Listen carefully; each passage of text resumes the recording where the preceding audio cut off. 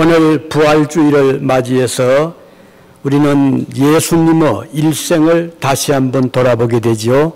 지난 금요일 우리 주님 십자가에서 6시간 고생을 하시고 7마디 말씀을 마치신 다음에 영혼을 하나님께 맡기셨고 육신은 무덤에 묻혀서 오늘 새벽까지 계시다가 일요일 새벽에 하나님께서 예수님을 부활을 시키셨고 우리 주님은 무덤에서 나오셔서 이제 다시는 죽지 아니하시는 몸으로 이 땅에 40일 동안 계셨습니다.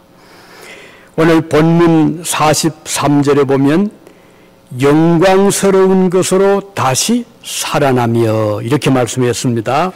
영광의 몸으로 살아났다. 우리 그리스도인들도 마찬가지로 예수님처럼 비록 육신이 병이 들든지 아니면 사고든지 또는 연령이 높아져서 하나님이 불러 가시더라도 끝이 아니고 다시 살아날 부활의 소망을 안고 무덤에 묻힙니다.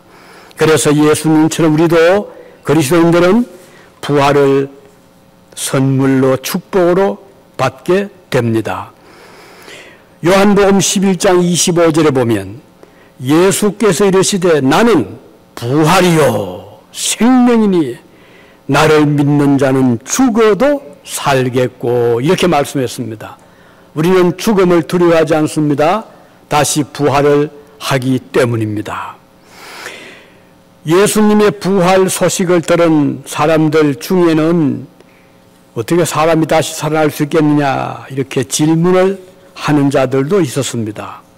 또 다시 살아난다면 어떤 몸으로 다시 살아날 것인가를 궁금하게 여기기도 했습니다. 부활 전에 우리의 몸과 부활 후에 우리의 몸의 차이는 무엇일까? 여기에도 궁금하게 한 생각을 가지기도 했습니다.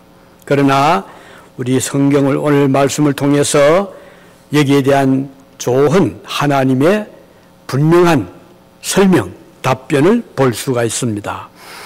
부활 전에 우리의 몸은 약한 몸들이잖아요. 그래서 열심히 좀 일을 하면 피곤해지고 또 다치기도 하고 때로는 병으로 고생하기도 하고 불의의 사고로 또 육신의 한 부분을 잃기도 하는 이런 약한 우리의 몸이었지만 그러나 부활한 후의 몸은 전혀 다른 몸으로 다시 태어나게 다시 생명을 얻게 되는 것입니다. 따라서 부활 전에 우리의 몸과 부활 후의 몸의 상태는 마치 하늘과 땅 차이처럼 큰 차이가 있다는 것이죠.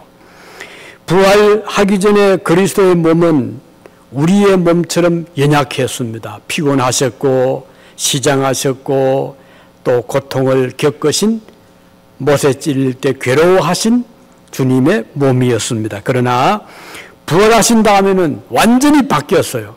다시는 고통이 없고 다시는 제약을 받지 않는 자유로운 영광스러운 몸으로 부활을 했는데 그러면 부활 후의 몸은 어떤 몸인가?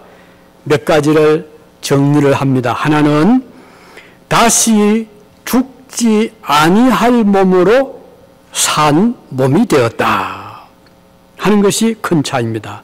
이 죽는다는 이 말은 다른 말로 하면 그 영어로 보면 perishable 그러니까 마치 음식이 상하듯이 몸이 부패하듯이 그런 것을 perishable이라고 하는데 부활 후의 몸은 non-perishable 썩지 않고 상하지 않고 망하지 않는 그런 몸으로 부활한다는 뜻입니다. 따라서 이 말의 뜻은 부활한 몸은 다시 멸망을 하거나 또는 파괴가 되거나 죽을 몸이 아니란 뜻입니다.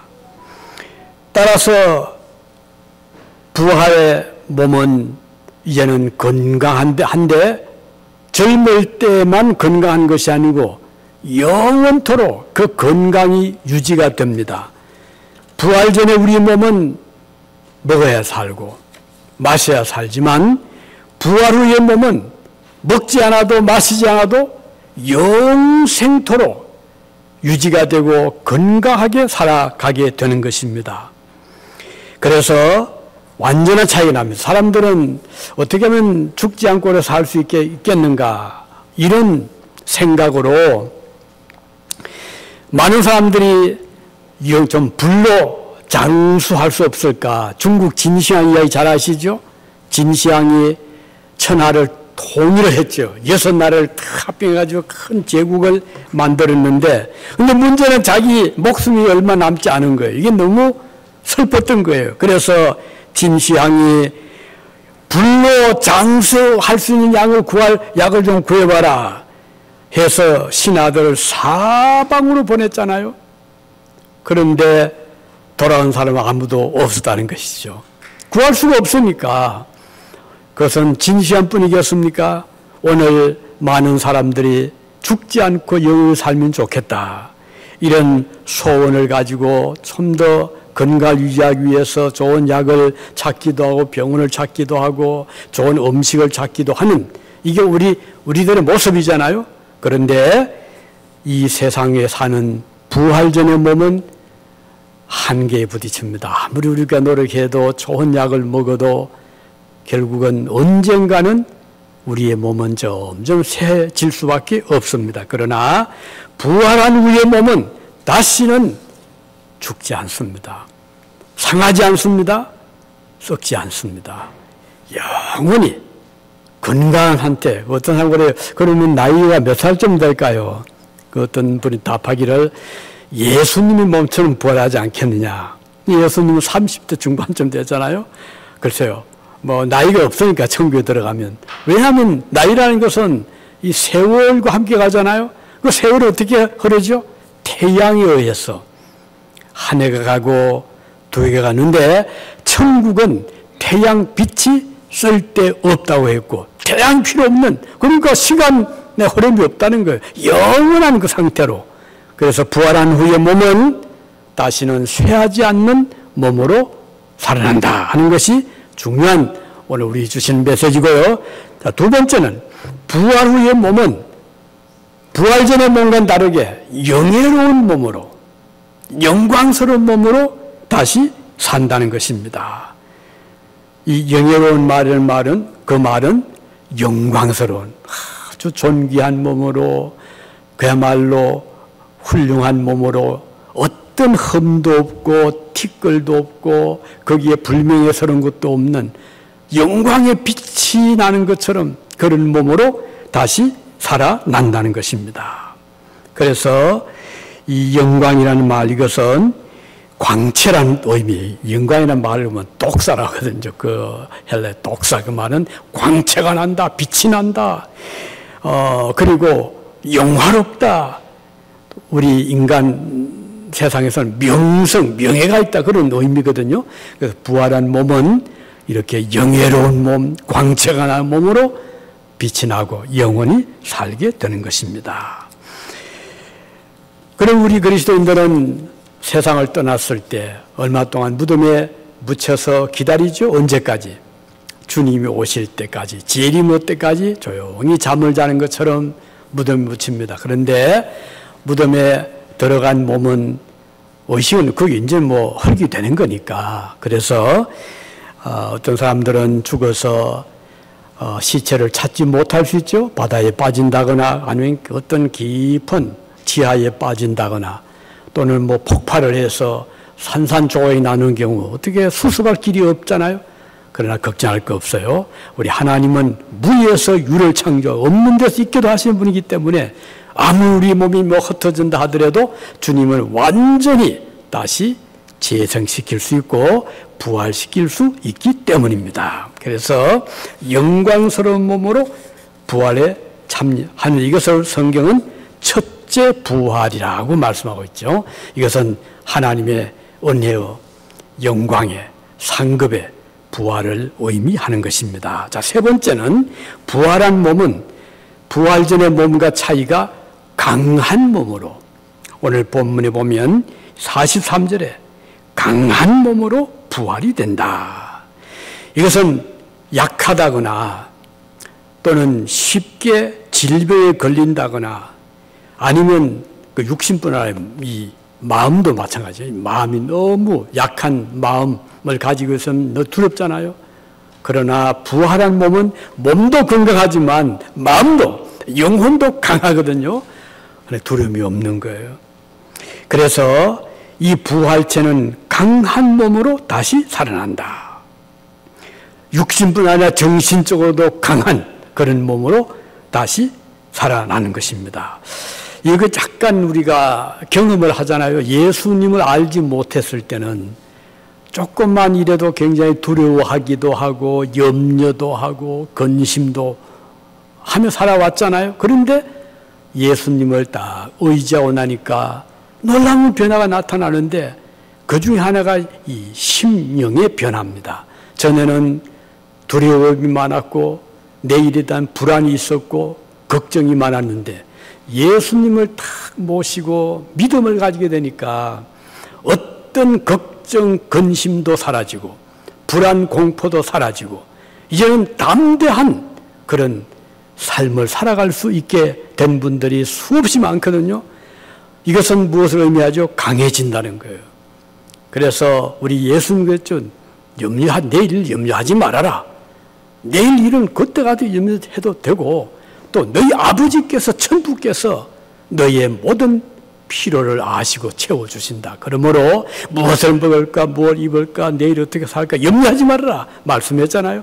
천국의 삶은 걱정, 근심, 염려가 없는 삶인 것입니다. 그래서 부활의 몸은 강한 몸으로 다시 살아난다. 이 생각만 해도 너무 기쁘잖아요.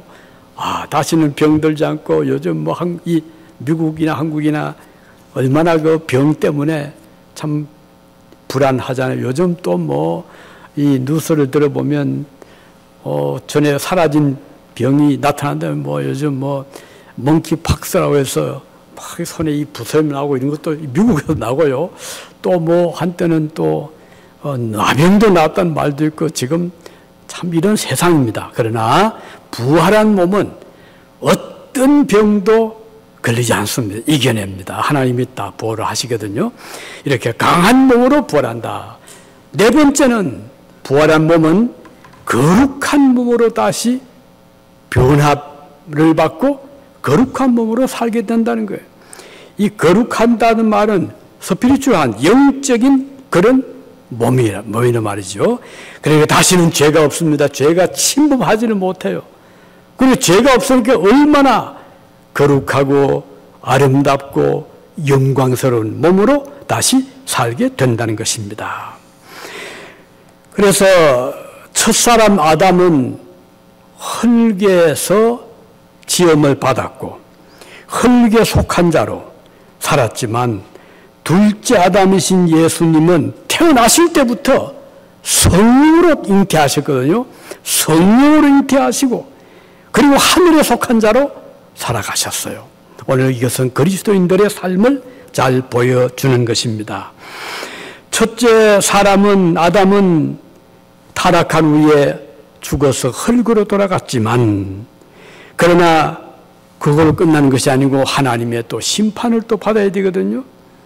그러나 둘째 사람 예수님은 부활해서 하늘나라로 올라가신 거예요. 그리고 보좌 우편에 앉아 계시면서 그의 자녀들을 이제 위에서 좋은 집을 내가 너희를 위해서 거처를 예비하면 다시 와서 너희를 나 있는 곳으로 영접하겠다 하신 말씀대로 부활하신 주님은 지금 우리를 위해서 좋은 거처를 예비하고 오실 준비를 하고 계시는 거예요. 이게 재림이지요.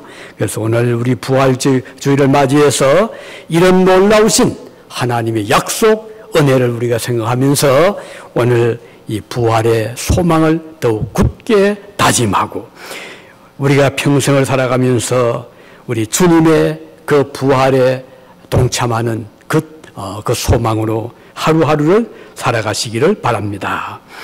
자, 이제 말씀됐습니다. 영광의 부활에 참여하는 사람은 첫째는 어떤 몸으로?